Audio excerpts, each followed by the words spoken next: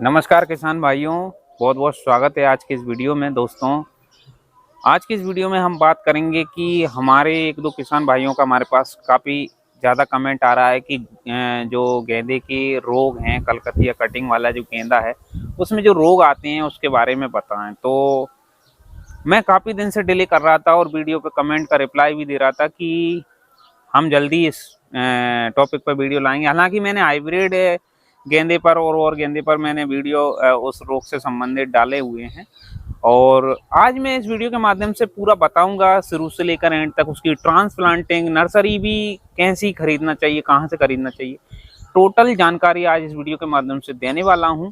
और उसमें क्या क्या समस्याएं आती है ट्रांसप्लांटिंग के बाद भी, उसमें कैसे देख रेख करना है, कौन कौन सी दवाइयाँ फंगीसाइड वगैरह डालते रहना है, वो सारा कुछ इस वीडियो के माध्यम से बताने वाला हूं। तो आप बने रहिए शुरू से लेकर एंड तक इस वीडियो में। दोस्तों, मैं हूं शिव प्रकाश और आप देख रहे हैं गिरधर की बाड़ी यूट्यूब चैनल। तो चलिए इस वीडियो को आगे बढ़ाते हैं। तो सबसे पहले तो हम नर्सरी कहाँ से खरीदनी चाहिए, कैसी नर्सरी का चयन करना चाहिए और कैसी नर्सरी हमको खरीदना चाहिए, उसके बारे में हम सबसे पहले चर्चा करेंगे। तो दोस्तों, मैं बता दूं कि अधिकांश पूरे यूपी में और भी अन्य जगह पे, हमारे एमपी में अभी जो कलकत्ता से जो नर्सरी इंपोर्ट की जाती है, वो नर्सरी मैं समझता हूँ कि ठीक नहीं है। क्योंकि वहाँ जो नर्सरी सेलर हैं, मतलब जो नर्सरी तैयार करके कलकतिया कटिंग की जो सेल करते हैं, वो कंपटीशन की वजह से इतना मतलब जल्दबाजी करते हैं उस नर्सरी को उखाड़ के सेलिंग करने में। 3 से 4 इंच की नर्सरी वो वहां से एक्सपोर्ट कर देते हैं, निकाल देते हैं, और उसमें ठीक से रूट भी नहीं होता है। और उसके फलस्वरूप अगर यहाँ बारिश नहीं हो रही है, तेज धूप पड़ रही है या गर्मी का मौसम है, तो उसका फलस्वरूप उसमें खेत में ट्रांसप्लांटिंग के बाद वो मर जाती है और हमारे किसान भाइयों का काफ़ी नुकसान हो जाता है। हालांकि वो नर्सरी इतनी सस्ती आती है, लगभग 50-60 पैसे में, और कई डीलर लोग उसको अपना मार्जिन निकाल के और उसको लगभग ₹1.80 में, ₹1.20 में, ₹1.5 तक भी सेल करते हैं, जबकि उसकी वहाँ से रेट रहती है लगभग 40-50 पैसे, जो कि अधिकांश सबसे ज़्यादा वो यूपी में उसका इंपोर्ट होता है और सबसे ज़्यादा सेलिंग होती है। तो मैं समझता हूँ कि उस टाइप की नर्सरी हमको नहीं खरीदनी चाहिए। जैसा आप कुछ वीडियो में देख पा रहे हैं, इस तरीके की नर्सरी खेत में सही से नहीं जम पाती है और उसका नुकसान भी हमको काफ़ी ज़्यादा भुगतना पड़ता है। तो मैं समझता हूँ कि एक ही बार में इस तरीके की नर्सरी ली जाए, अच्छे मजबूत जड़ और मजबूत तने वाली, तो वो एक ही बार में खेत में जम जाएगी, जिससे हमारा बार बार ट्रांसप्लांटिंग का खर्च प्लस निराई गुड़ाई में बार बार दिक्कत नहीं होगी। क्योंकि एक बार नर्सरी लगा दी और फिर दोबारा से अगर नर्सरी लगाएंगे तो उसमें बहुत ज़्यादा प्रॉब्लम्स आती हैं और लागत खर्च भी बढ़ता है। तो मेरा यही कहना है।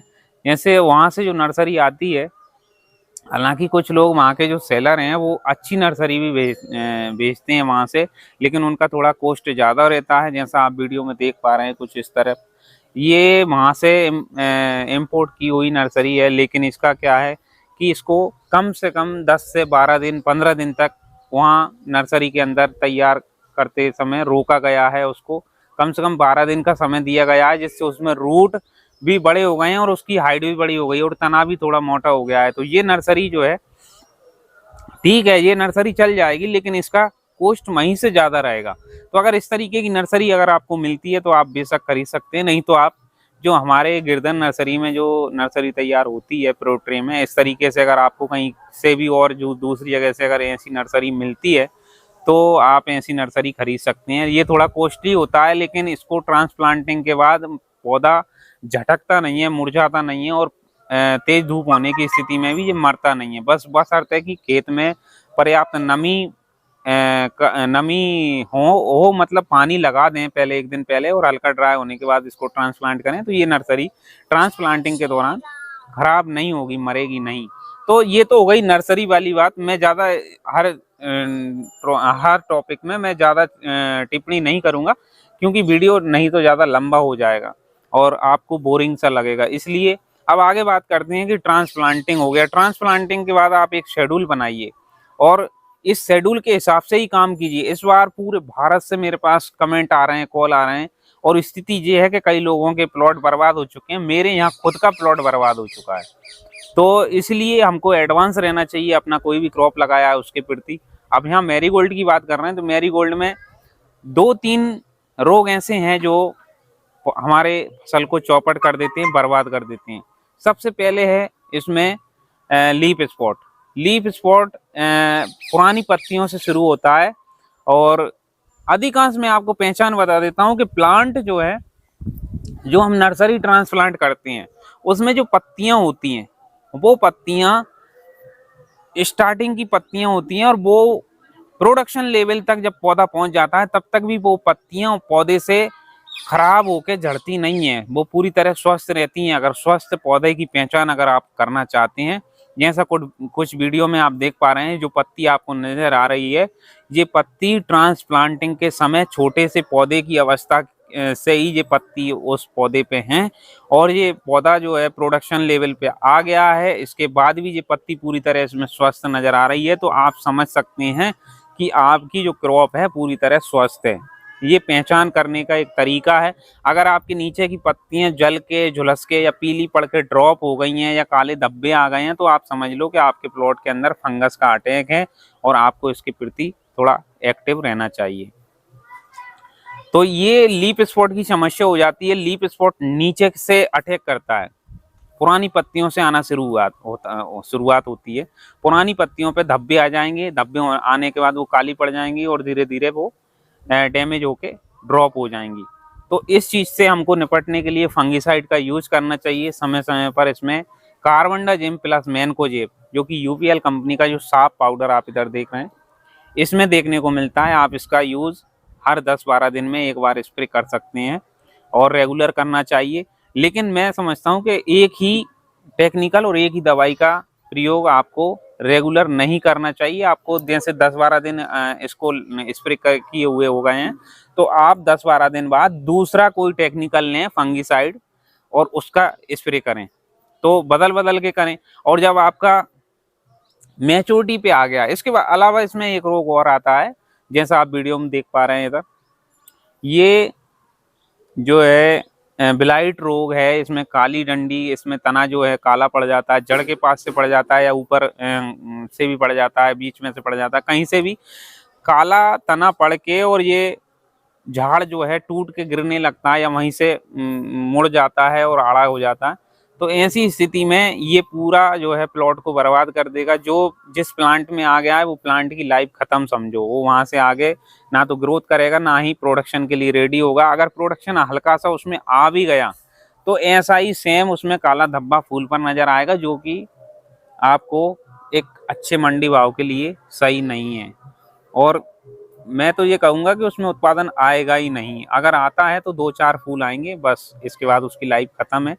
तो इससे निपटने के लिए भी हमको रेगुलर फंगिसाइड का इस्तेमाल करते रहना चाहिए। जैसे मैंने उसमें बताया आपको लीफ स्पॉट के लिए, तो ये लीफ स्पॉट वाला जो टेक्निकल है वो इस पे भी काम करेगा। ये जो फंगिसाइड हैं वो हमारे एक प्रकार के फंगस को ही कंट्रोल नहीं करते हैं, वो कई प्रकार के फंगस को कंट्रोल बनाए रखते हैं। तो लेकिन जब ज़्यादा मात्रा में फसल के अंदर रोग आ जाता है, तो उसके बाद कंट्रोल करना थोड़ा मुश्किल रहता है, और जो पौधे हमारे खराब हो गए हैं उनको तो रिकवर करना बहुत ही मुश्किल रहता है। खासकर बिलाइट में जो पौधा रोगग्रस्त हो गया है उसको हम रिकवर नहीं कर सकते हैं। तो ये हो गई रोग वाली बात। ये 2 रोग इसमें ज़्यादा हावी होते हैं, और एक और इसमें जो सुंडी होती है, फल छेदक होती है, तना छेदक होती है। ये सारी सुंडियाँ, इल्लियाँ जो अपने एरिया में जो भी बोलते हो, आप हमें कमेंट करके जरूर बताएं, ताकि हमको भी पता चले कि आपके यहाँ इसको क्या बोलते हैं। जैसा आप कुछ वीडियो में इधर देख पा रहे हैं, इस प्रकार के कीड़े होते हैं। कई लोग इनको कीड़े के नाम से भी जानते हैं, पर ये तम्बाकू इल्ली, चितकबरी इल्ली, हरी इल्ली, इस तरीके से ब्लैक चितकबरी इल्ली, इस तरीके से इनको कई नाम दिए गए हैं। तो आपके यहाँ इनको क्या नाम से संबोधित करते हैं, आप हमें कमेंट सेक्शन में कमेंट जरूर करें।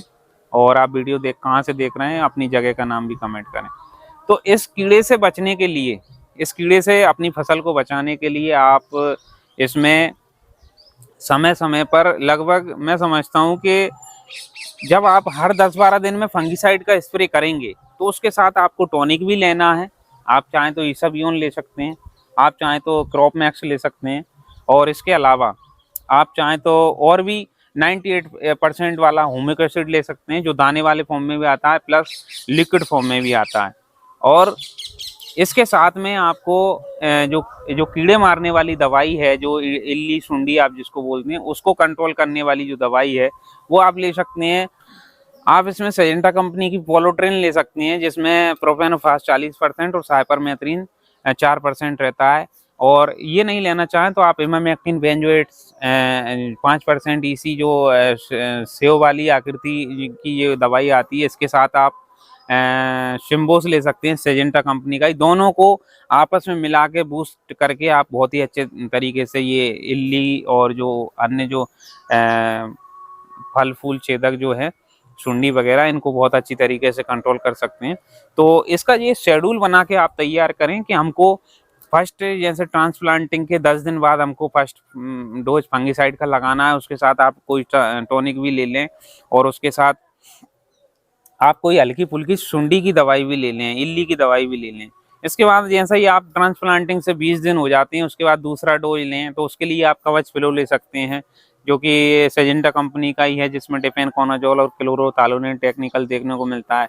तीसरे नंबर पे आप उसमें कार्बनडाजिम प्लस मैनकोजेब लेना चाहें तो वो ले सकते हैं, जो फर्स्ट डोज में आपने लिया है, या फिर आप और दूसरा हैवी टेक्निकल अगर लेना चाहें तो वो ले सकते हैं। जैसे एम स्टार टॉप के अंदर आपको देखने को मिलेगा डिफेनकोनाजोल और एजॉक्सिस्ट्रोबिन, एम स्टार टॉप ले सकते हैं। इसी तरीके से आप इन तीनों टेक्निकलों को, तीनों दवाइयों को बदल बदल के आप यूज में लेते रहें, और कम से कम हर बार आप जब भी स्प्रे करते हैं तो टॉनिक का इस्तेमाल जरूर करें। इससे आपकी फसल की लॉन्ग लाइफ रहेगी और आपको एक अच्छा उत्पादन देखने को मिलेगा। और इसके अलावा आप जो कीड़े मारने वाली दवाई है उसका भी आप 15 दिन में, मतलब एक स्प्रे बीच में आप करते हैं, उसमें भले ही आप कीड़े की दवाई नहीं मिलाएं, लेकिन एक स्प्रे के बाद दूसरा स्प्रे जब करते हैं तो उसमें आप एक बार बीच में कीड़े की दवाई जरूर मिलाएं।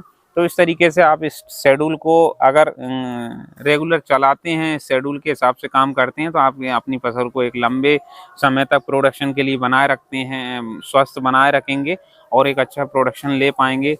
तो ये थी गेंदा के रोग के बारे में, और उससे बचाने के लिए, एक रोकथाम करने के लिए, और उसको किस तरीके से लंबे समय तक देख रेख करना है, उसके संबंध में एक जानकारी। अगर ये जानकारी अच्छी लगी तो इस वीडियो को लाइक करें और अपने किसान भाइयों मित्रों को शेयर करें, और साथ ही हमारे गिरधर की वाड़ी यूट्यूब चैनल को सब्सक्राइब करो, बगल वाले बेल आइकन को ऑल पर प्रेस कर लें, ताकि आप हमारे लेटेस्ट वीडियो देख पाएं समय पर। दोस्तों, हम मिलेंगे आपको किसी नेक्स्ट वीडियो में नेक्स्ट जानकारी के साथ। तब तक के लिए जय हिंद।